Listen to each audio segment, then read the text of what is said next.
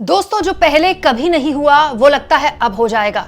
महाराष्ट्र में चुनाव के नतीजे आने के बाद भी लगातार विपक्ष इस मुद्दे पर सवाल उठा रहा था, शक पैदा कर रहा था। बहुत सी चीजें हैं जिसको लेकर मुखरता से बोल रहा था, लेकिन ऐसा किसी ने भी नहीं सोचा होगा जो अब होने जा रहा है। दोस्तों, महाराष्ट्र को आखिरकार 10 दिन के लंबे इंतजार के बाद उसकी सरकार मिल गई। मुख्यमंत्री देवेंद्र फडणवीस बन गए और डिप्टी सीएम बन गए शिंदे और अजित पवार। लेकिन अब जब महाराष्ट्र में विधायकों के शपथ ग्रहण की बारी आई तो विपक्ष ने अपने तेवर दिखा दिए। विपक्ष का साफ तौर पर कहना है कि हम इन नतीजों को नहीं मानते और इसीलिए हम विधायकों की शपथ लेंगे ही नहीं।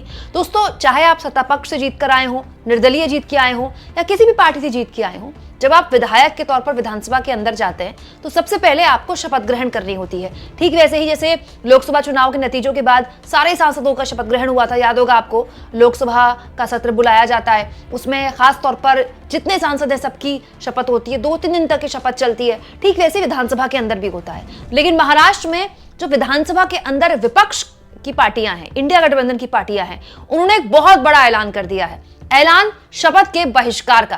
दोस्तों, महाराष्ट्र कांग्रेस प्रमुख नाना पटोले ने अभी थोड़ी देर पहले मीडिया से बात करते हुए खुलासा किया और कहा, महाराष्ट्र में विधानसभा में जो चुनाव हुए, जनता को नहीं लग रहा कि सरकार हमारे वोटों से आई है। मरकरवाड़ी में जो शुरू हुआ है वो पूरे महाराष्ट्र की भावना है।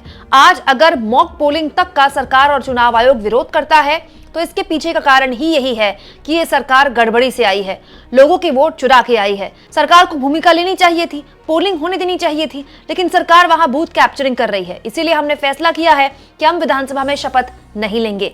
ये हम जनता की भावना के हिसाब से कर रहे हैं। यानी बड़ा सवाल ये कि नाना पटोले केवल अपनी पार्टी के लिए नहीं, इंडिया गठबंधन की सारी पार्टियों के लिए कह रहे हैं, क्योंकि नाना पटोले के ठीक पीछे आदित्य ठाकरे खड़े हुए थे। दोस्तों, यहाँ मैं आपके सामने विधानसभा की इस वक्त की तस्वीर रखना चाहती हूँ। दोस्तों, इस वक्त विधानसभा की महाराष्ट्र की तस्वीर बताती है। बीजेपी के पास है 132 सीटें, सबसे बड़ी पार्टी। शिवसेना, एकनाथ शिंदे की शिवसेना के पास है 57 सीटें। अजित पवार के पास है 41 यानी कि 41 सीटें। इसके अलावा उद्धव ठाकरे के पास है 20 सीटें, कांग्रेस के पास है 16 सीटें और शरद पवार के पास हैं 10 सीटें। वैसे तो समाजवादी पार्टी भी इंडिया गठबंधन का ही हिस्सा है, लेकिन अगर मैं आपको समाजवादी पार्टी के 2 विधायकों को माइनस करके केवल उद्धव ठाकरे, कांग्रेस और शरद पवार की पार्टियों के विधायकों को जोड़कर आंकड़ा बताऊं तो यह आंकड़ा बनता है 46 का, यानी कि 46 का। मतलब नाना पटोले ये कह रहे हैं कि 46 जो विधायक विपक्ष के हैं वो शपथ ग्रहण नहीं करेंगे। दोस्तों, शपथ ग्रहण में हिस्सा ना लेकर एक बहुत बड़ा संदेश इंडिया गठबंधन दे रहा है। हालांकि इस फैसले की तमाम तरह की आलोचनाएं होंगी कि एक विधायक तो विधायक होता है, सत्ता में है चाहे विपक्ष में है, वो बाद में बनता है। जब आप विधायक बन गए तो आप अपने इलाके के एक तरह से प्रतिनिधित्व करते हैं विधानसभा के अंदर। चाहे आप कांग्रेस के विधायक हो, चाहे आप बीजेपी के विधायक हो, चाहे आप किसी भी पार्टी के विधायक हो, आपका काम होता है विधानसभा के अंदर अपने इलाके की आवाज उठाना और विधानसभा के अंदर बैठकर कानून बनाना राज्य के लिए। यही काम होता है ना विधायक का। लेकिन अब विपक्ष के विधायकों की तरफ से नाना पटोले ये कह रहे हैं कि हमको विश्वास ही नहीं है, जनता स्वीकार ही नहीं कर पाई है महाराष्ट्र के नतीजे, इसीलिए हम शपथ का बहिष्कार करते हैं। यहाँ पर नाना पटोले महाराष्ट्र की जिस घटना का जिक्र कर रहे थे दोस्तों, उसके बारे में भी आप बहुत अच्छे से जानते होंगे। दोस्तों, महाराष्ट्र के सोलापुर जिले के मरकरवाड़ी गांव में रीपोलिंग की बात सामने आई थी। हालांकि इस रीपोलिंग में चुनाव आयोग या सरकार का कोई हस्तक्षेप नहीं था। वहां के जो ग्रामीण लोग थे, गांव के लोगों को ये विश्वास नहीं हो रहा था कि बीजेपी को इतने वोट कैसे मिल गए, तो वो दोबारा से एक तरह से रीपोलिंग करवा रहे थे। टेंट वगैरह सजाया गया था, शामियाना वगैरह एक तरह से लगाया गया था और ये गांव के लोग अपने स्तर पर कर रहे थे बैलेट पेपर से, क्योंकि उनको ये लग रहा था कि हमको मशीन पे विश्वास नहीं है।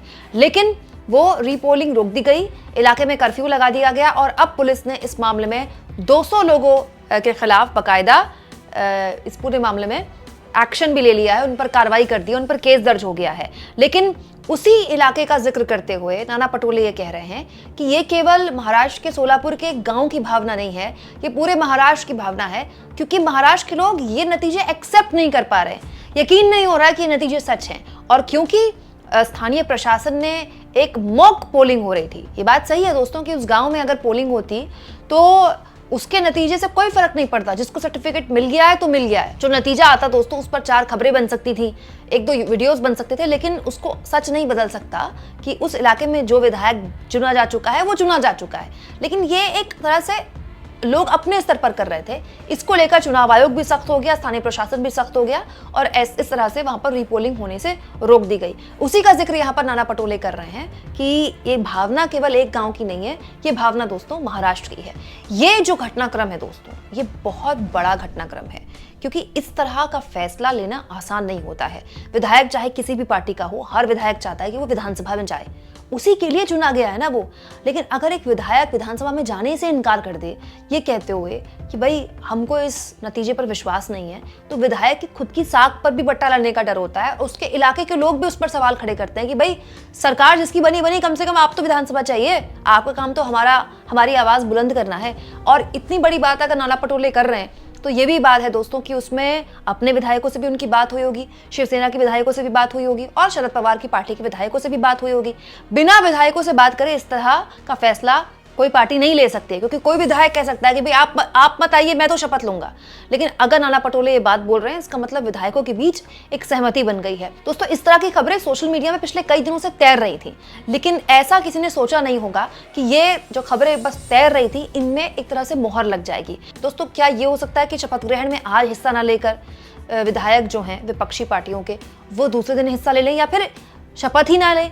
अब दोस्तों, शपथ ही अगर विधायक नहीं लेंगे तो बहुत सी ऐसी औपचारिकताएं होती हैं जो विधायकों को करनी होती हैं, बहुत सी ऐसे चीजें होती हैं जो विधायक जी इजीली कर सकते हैं। क्योंकि कल को चाहे विधायक सत्ता पक्ष का हो विपक्ष का हो, स्थानीय प्रशासन के साथ मीटिंग्स होती हैं, सरकारी दफ्तरों में जाना होता है विधायक को। तो विधायक जब शपथ ही नहीं लेंगे तो वो स्थानीय प्रशासन के बीच दबाव कैसे बनाएंगे? क्योंकि टेक्निकली विधायक तब तक विधायक नहीं है जब तक वो शपथ नहीं ले रहा है। तो ये अपने आप में एक बहुत बड़ा घटनाक्रम है। किसी भी हाल में इसको छोटे घटनाक्रम के तौर पर नहीं देखा जा सकता। हो सकता है कि आगे कुछ दिन बाद विधानसभा के अंदर विधायक शपथ ले लें, लेकिन ये अपने आप में बहुत बड़ी बात है कि इंडिया गठबंधन सामने आकर कह रहा है कि हमको इस पर विश्वास नहीं है, हम इन नतीजों को नहीं मानते, इसीलिए हम शपथ ही नहीं लेते हैं।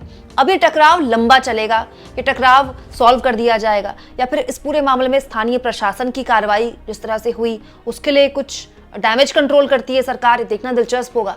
लेकिन ये जो महाराष्ट्र का पूरा सियासी ड्रामा है, ऐसा लगता नहीं कि इसका क्लाइमैक्स जल्दी आएगा, क्योंकि ये खबर अभी लंबी जाएगी। दोस्तों, विपक्ष ने ये फैसला बहुत सोच समझ कर लिया है। दोस्तों, ये भी कहा जा रहा था कि विपक्षी विधायक सारे के सारे इस्तीफा दे दें। हालांकि इस्तीफा तो तब देंगे जब शपथ लेंगे, लेकिन ये भी कहा जा रहा था कि विपक्षी जो विधायक हैं वो सुप्रीम कोर्ट चले जाएं एक साथ। पहले ये कहा जा रहा था कि उम्मीदवार जाएंगे, जो हारे हुए उम्मीदवार हैं। फिर ये कहा गया कि विपक्ष के सारे जो जीते हुए विधायक हैं वो जाएंगे।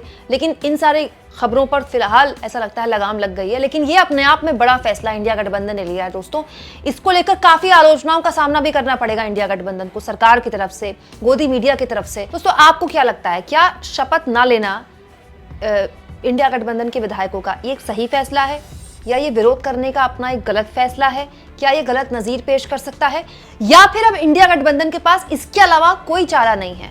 अगर वो ये कहती है, इंडिया गठबंधन ये कहता है कि वो मशीन के खिलाफ आंदोलन करेगा, तो जमीन पर आप आंदोलन कर सकते हैं, जमीन पर अपनी बात रख सकते हैं। लेकिन ये भी क्या एक विरोध का तरीका है? और अगर ये तरीका है तो क्या उस इलाके के लोग उस जीते हुए विधायक का इसमें साथ देंगे? बहुत से सवालों के जवाब अभी मिलने हैं, लेकिन वक्त के साथ साथ महाराष्ट्र का ये जो पूरा सियासी ड्रामा है, इससे पता चलता है कि अभी लंबा चलेगा। अभी तो सरकार को लेकर ही असमंजस है, क्योंकि एकनाथ शिंदे को गृह मंत्रालय नहीं मिला है। सुनने में आया कि एकनाथ शिंदे अभी भी नाराज हैं, बड़ी मुश्किल से तो उनको शपथ ग्रहण कराई गई। तो ये सरकार, इसमें कितने पावर सेंटर होंगे? फडणवीस का पावर सेंटर अलग, शिंदे का पावर सेंटर अलग। इन सवालों के जवाब अभी मिलने बाकी थे कि एक सवाल और खड़ा हो गया कि विपक्ष तो मैंडेट मानने को अब तक तैयार नहीं है और उसने कह दिया है कि हम शपथ ग्रहण का ही बॉयकॉट करते हैं। आपको क्या लगता है दोस्तों, ये पूरा विवाद कहां जाकर थमेगा? कमेंट बॉक्स में जरूर लिखें और जितना हो सके चैनल को शेयर करें, सब्सक्राइब करें और थैंक्स और ज्वाइन के ऑप्शन से अगर आप चाहें तो कुछ आर्थिक मदद भी चैनल की जरूर करें।